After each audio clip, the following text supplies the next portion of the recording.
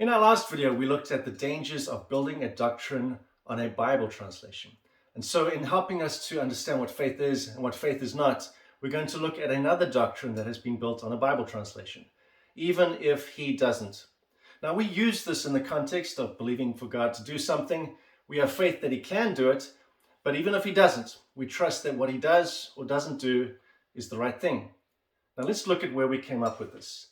King Nebuchadnezzar had built a statue and ordered that everyone worship it. Otherwise, they would be thrown into a blazing furnace. And Shadrach, Meshach, and Abednego refused to bow to it, and the king was not happy.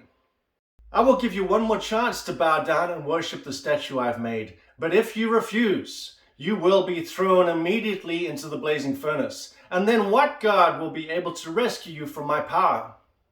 Shadrach, Meshach, and Abednego replied, O Nebuchadnezzar, we do not need to defend ourselves before you. If we are thrown into the blazing furnace, the God whom we serve is able to save us. He will rescue us from your power, your majesty. But even if He doesn't, we want to make it clear to you, your majesty, that we will never serve your gods or worship the gold statue you have set up. Even if He doesn't implies even if God doesn't rescue the men from the furnace. Now, did they really tell the king, even if God doesn't rescue us from the fire and we are burnt to death, we will still not bow to your statue? It's fairly obvious that they wouldn't bow to the statue. They would be dead. And so there's a serious hole in the story, which makes the Bible look even more like the fairy tale that the naysayers believe it to be. Now, we've been looking at faith, seeing that faith needs certain attributes for it to be effective. We've seen that doubt is uncertain, where faith is certain. And so for the moment at least, we see our Hebrew friends are definitely certain. If we are thrown into the blazing furnace, the God whom we serve is able to save us. And that's good. They are certain of God's ability, but as we have seen before, to see results, we cannot just be certain of what God can do. They continue, He will rescue us from your power, your majesty. Good. They're also certain about what God will do. And this is the kind of faith that gets the results. Now, we've also seen that doubt will stop results. We saw this with Peter. He's walking on the water, he's experiencing a miracle, and then he doubted, and the miracle stopped.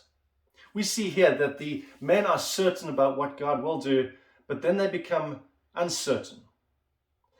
This is a problem because, look, as much as they're brave in their uncertainty, uncertainty is a problem. I'll say it again, uncertainty is a problem, just like doubt is a problem. Now, faith is the certainty of things hoped for. We've all heard the statement, you must have faith. And we understand that that means we must be positive, hopeful. And as much as positivity gives us strength to fight our battles, it doesn't guarantee that we will win our battles. You see, biblical faith is more than just optimism. It is the key to us being victorious in this world. For every child of God defeats this evil world, and we achieve this victory through our faith. What is the Bible definition of faith? It is confidence, assurance, it is certainty. You see, I cannot in faith, in certainty, say what God will do, and then in uncertainty say, but even if He doesn't. That's not faith. Faith is sure of what God will do, so there can be no if, meaning that what these three men have just said will not get results. But they got results. They were rescued from the fire. How did that happen? Well, let's start with this. They didn't say, but even if He doesn't. Let's look at the same passage in a literal Bible translation, meaning that the original language has been translated word for word into a language we understand. But if you do not worship, you will immediately be thrown into the midst of a furnace of blazing fire. Now keep this in mind as we continue. They will be thrown into the furnace. And what God is there who can rescue you from my hands? Shadrach, Meshach, and Abednego replied to the king, Nebuchadnezzar, we are not in need of an answer to give you concerning this matter. If it be so, if what be so? If they are thrown into the fire. If it be so, our God whom we serve is able to rescue us from the furnace of blazing fire, and He will rescue us from your hand, O king. But even if He does not, notice the words in italics which have been added by the translators. Now, if you speak more than one language, you know that when you translate from one language to another, sometimes you end up with something that doesn't make a lot of sense. And so to make it make more sense, you add some words. And that's what happens in Bible translations. But sometimes by adding words, you change the meaning of what was said. And that's also what's being done here. So let's remove the words in italics and see what was actually said. But even if he does not becomes, but if not.